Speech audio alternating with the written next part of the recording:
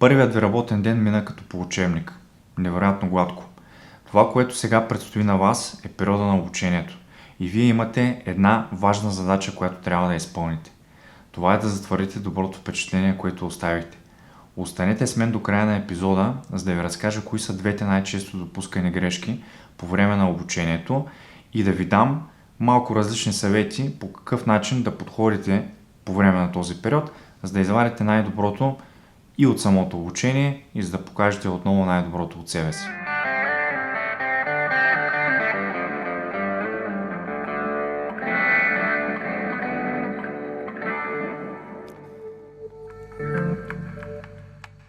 Започнали сте работа, първият работен ден е минал прекрасно. До тук добре, чудесно. Но сега имаме една още по-важна задача и тя е да влезем в дълбочина и да разгледаме какво представлява обучението, за да мога да ви дам отново една рамка, под която вие така да го разглеждате, че всъщност сами да успеете да си извадите правилните изводи и да достигнете до правилните въпроси, които трябва да задавате. Без да губя време, директно стартирам кое е първото нещо, тъй като вече казах въпроси, кое е първото основно нещо, което вие трябва да правите. Това е да задавате въпроси. И съответно, най-често допусканата грешка, която аз лично съм наблюдавал по време на обучението на много хора, това е, че те не задават въпроси. Какво цели едно обучение? Всъщност, обучението, основната му цел, поне за мен, първоначално, преди да се впуснете наистина в дълбините на работата, е да ви потопи плавно, да ви потопи в плитките води, така да го кажем образно, като ви разкажат всъщност каква е целта на вашият екип, къде се позиционира вашият екип в контекста на цялата компания и с какво вашият екип допринася цялостно за създаването на крайния продукт на компанията. С какво всъщност това ще ви помогне на вас, знаейки тази информация. Това е изключително важно, тъй като знаейки какво прави вашият екип, вие ще започнете логически да правите връзката, защо правите това, което правите по начина, по който го правите. Едно обучение като такова за мен се дели на тези два етапа. Встъпителната част, която цели така постепенно да ви потопи в материята. Втората част, която е по-дългата част на обучението, това е самото продуктово обучение, което цели вече наистина да ви научи на процесите и да ви научи какво трябва да правите и как трябва да го правите. Разбира се, въпреки че аз го разделям на тези две части, когато вие стартирате вашето обучение, то може да не е разделено по този начин, но така да го кажем, това са двете основни колони, които съставят едно обучение. Давам един конкретен пример. Ако, да кажем, за да го нагледя всичко да стане малко по-ясно, надявам се, да кажем, имате процес, в който създавате дадена поръчка и на стъпка 3 пишете един коментар в едно празно поле и, да кажем, вие научавате процеса наизуст, нямате разбирането защо тук трябва да го напишете този коментар и така вече натрупвате някакъв опит, натрупвате някакво самочувствие, минава време и решавате тази стъпка да започнете да я пропускате, тъй като тя ви отнема твърде много време. Само че минават няколко седмици и вие разбирате, че някъде надолу по веригата, след като въпросната поръчка излезе от вас, излезе от вашият екип, отивайки в другият екип, всъщност липсата на този коментар се оказва, че е довела до проблем, който в момента така е създава една много неприятна за вас ситуация. От друга страна, ако по времето на обучението на вас ви бяха разказали или вие бяхте задали въпроса защо слагаме в това поле точно този коментар и бяхте си го навързали логически, може би щяхте да знаете, че след като поръчката излезе от вас, отивайки в другият екип всъщност ползва този коментар, за да определи, примерно, по какъв начин тя трябва да бъде доставена до клиента. Разбира се, изцяло измислен пример, но това е идеята просто да разберете защо е важно да разбирате нещо с логика. Първо, от една страна, това ще ви даде наистина едно трайно разбиране и няма да сте податливи на забравих, пропуснах. Когато нещо сте го научили с разбиране, вие няма как да го пропуснете, тъй като докато го правите, в вашата глава върви една логическа нишка. И когато тази нишка е непрекъсната и вие знаете какво трябва да направите, нямате шанс да сбъркате. Другото, което е, ако имате нещо, ако сте научили нещо с разбиране, имате възможността да се самонаблюдавате. Защото процесите от една страна са прекрасни и могат да ви дадат прекрасна рамка, с която да работите и да кажем 95% от вашия ден, процесите, които знаете, да успяват да ви дават разрешение на тези казуси.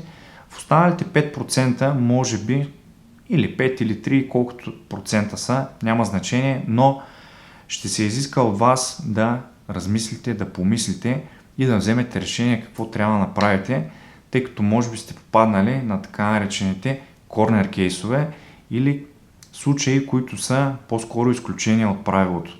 Когато се сблъскате с случаи, които са изключения от правилото, много често това, което ще трябва да направите, е да вземете решение на място.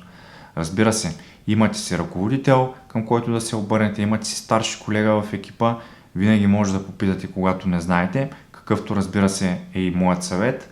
Но ако имате добро логическо разбиране за вашата работа, вие можете, познавайки същината на работата, познавайки я в дълбочина, ще имате достатъчно информация, за да вземете едно добре обосновано решение, което в голяма част от случаите ще бъде и правилното решение.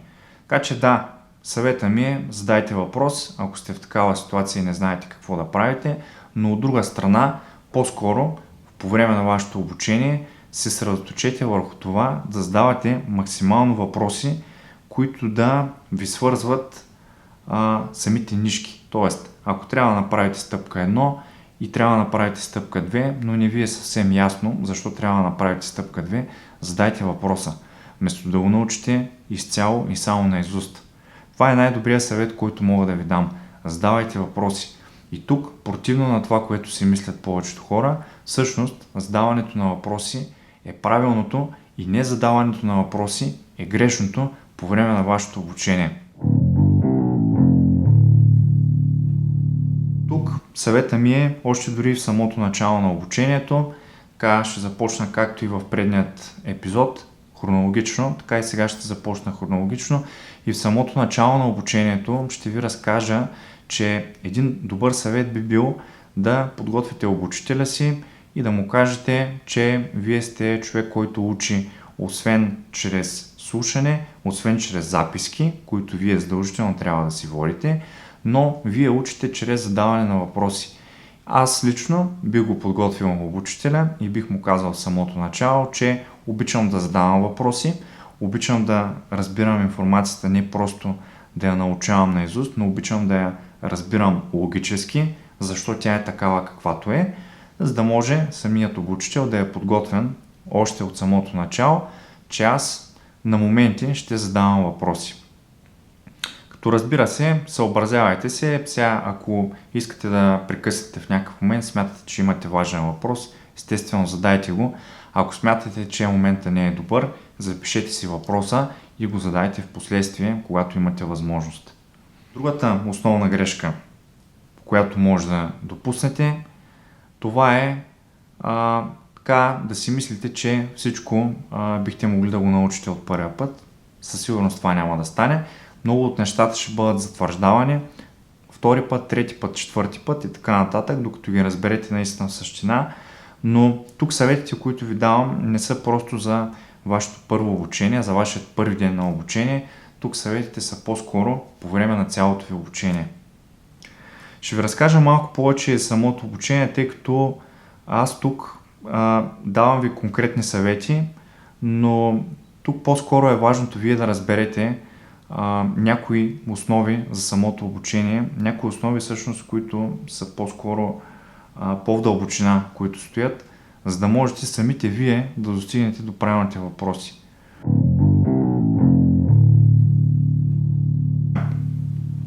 Как ще протече едно обучение до голяма степен зависи от размера на компанията, в която сте впаднали, размера на екипа и от човека, който ще ви обучава. Тоест имаме два основни фактора по какъв начин би протекло едно обучение. Най-добрият начин, по който би протекло едно обучение, това е вие да сте попаднали в компания и екип, достатъчно голям екип, който си има отделно обособен обучител. Това е по-добрият вариант, тъй като един обучител, който се занимава само с това, обикновено е доста по-добър, доста по-запознат с това, което прави, има много голям опит, обучил е много хора и вероятно обучението, което е приготвено и за вас, ще бъде доста добре издържано. От друга страна, така да го кажем, неблагоприятният случай е когато екипа е по-малък, да кажем компанията може да е голяма, но екипа ви е по-малък и този екип няма обучител, който да се занимава изцяло с обучаването на нови хора и вас ви обучава, да кажем, някой ваш колега или вашият ръководител. Защо това е реално по-неблагоприятната ситуация? Тъй като хора, които това не им е първата работа, обикновено означава, че вероятно няма да бъдат особено добри в това да ви обучават и биха направили доста пропуски или пък най-лошата ситуация, много да не ги интересува начина, по който те ще ви обучат. Хора всякакви, пригответе се да се сблъскате наистина с всякакви възможности. Разбира се, това е изключението.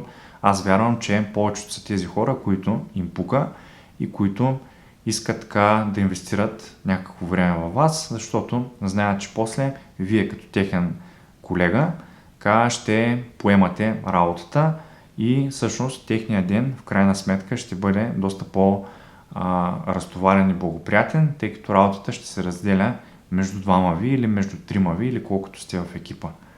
Така че това по-скоро е една инвестиция, която те могат да направят във вас, да се постараят, която в последствие ще им се върне наистина стократно, така да го кажем. Тук сещам още за един пример. Преди години една от първите работи, която бях работил, беше в кол-център и там по време на обучението ни бяха дали следния съвет, правило. Никога да не казваме, когато разговаряме с клиент, че има някакъв проблем. Да кажем, съществува някакъв проблем.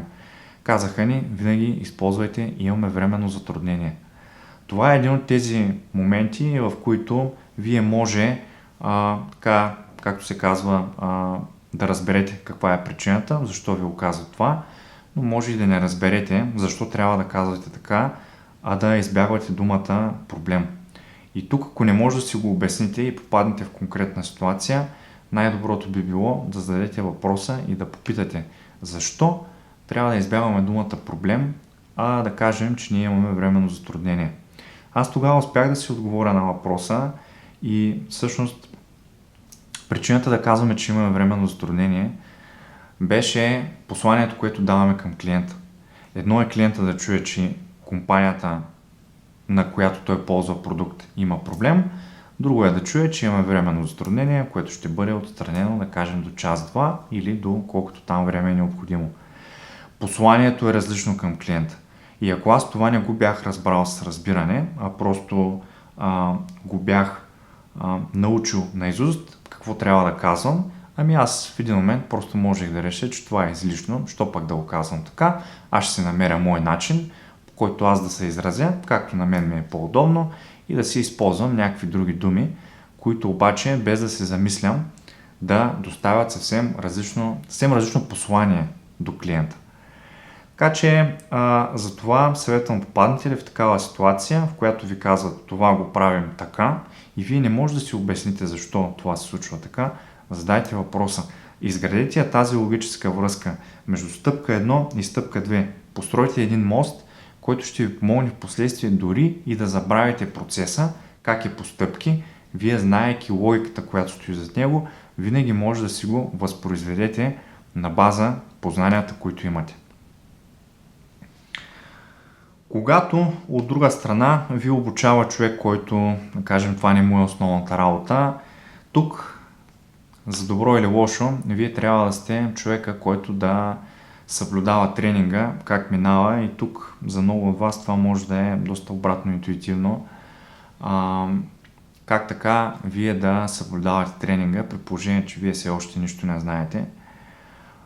Да, така е, вие не разбирате все още процесите на компанията, но пак казвам, вече знаете каква е логиката, която стои зад едно обучение, а именно не само да разберете процесите, но и да разберете кое, защо се случва. Много хора, които не са обучители по природа обикновено просто ще ви казват конкретни стъпки и рядко ще влизат в детайл, в дълбочина да ви обяснят защо те се правят. Тук всъщност това трябва да съблюдавате вие още по-зорко.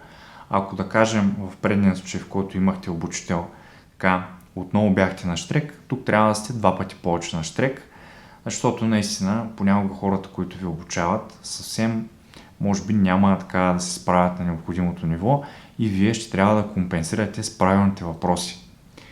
И тук съвета ми към повечето от вас, особено които ги обучава техния ръководител, е: не бъдете притеснителни, задавайте въпроси. Не знам колко пъти трябва да го акцентирам това по време на този епизод, но задавайте въпроси, съблюдавайте за това нещо и правете връзките между това, което ви се обяснява. Ако не можете да ги направите, задайте въпроси. Ученето с разбиране, защо също е важно, така ще се опитам да ви дам още една перспектива, тъй като мисля, че успях да нарисувам картината, всъщност защо е важно обучението, отвъд това просто да научите какво трябва да правите. Но нещо друго, което е много специфично за обучението, е, че много хора, може би дори в момента някой от вас, си казват, защо пък трябва да се влагам чак толкова много в работата, в това, което правя, да го разбирам чак в такава дълбочина. Тук отговорът всъщност е много прост. Първо, наистина, ако трябва да ви отговоря с няколко думи, защото на вас ще ви е по-лесно. Това е основната причина, защото на вас ще ви е по-лесно. Друго, така отново ще се опитам да приложа някаква дълбочина в разговора и ще ви дам още една перспектива. Да кажем, ако един 24-часов ден, 8 часа спите, 16 сте будни, 8-9 от които сте на работа, това е повече от половината ви будно време.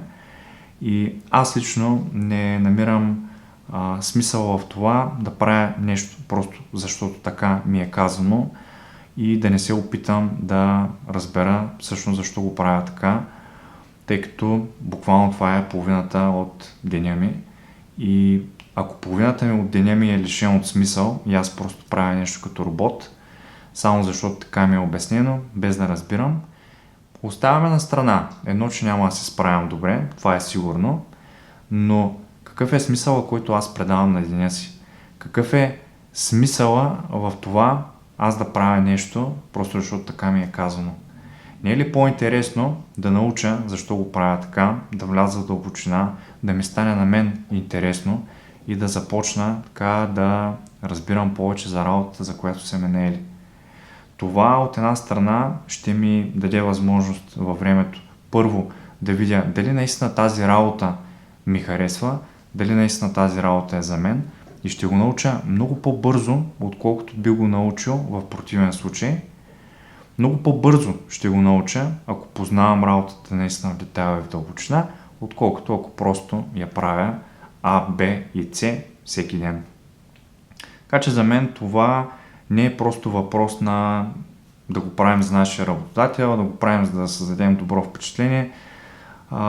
Изцяло тези епизоди, които подготвям, всъщност не са толкова фокусирани да ви накарат да давате от себе си за някой работодател, като това да е вашата основна цел, а по-скоро са фокусирани върху това да осмислите това, което правите и да дадете смисъл на вашия си живот. Тъй като, пак с примера, който ви дадох, работата, хич да не е, половината от живота ни минава в работа. Така че, какво по-прекрасно от това да правим нещо, което има смисъл. Благодаря за вниманието отново. Виждате, темата, може би, освен чето практична, е и философска, но няма как да не вложим философия и принципите за живота, за нещо, което всъщност е половината на живот. Чете с разбиране и задавайте въпроси. Това е основното, което вие трябва да извадите от периода на вашето обучение. А именно, не просто да научите какво трябва да правите, но да учите с разбиране и да създавате логически връзки, защо всъщност правите това, което правите, по начина, по който го правите. Благодаря още веднъж за вниманието. Останете с мен. Следва епизод 3, който ще е много интересен. Пожелавам ви успешен ден и успешно обучение.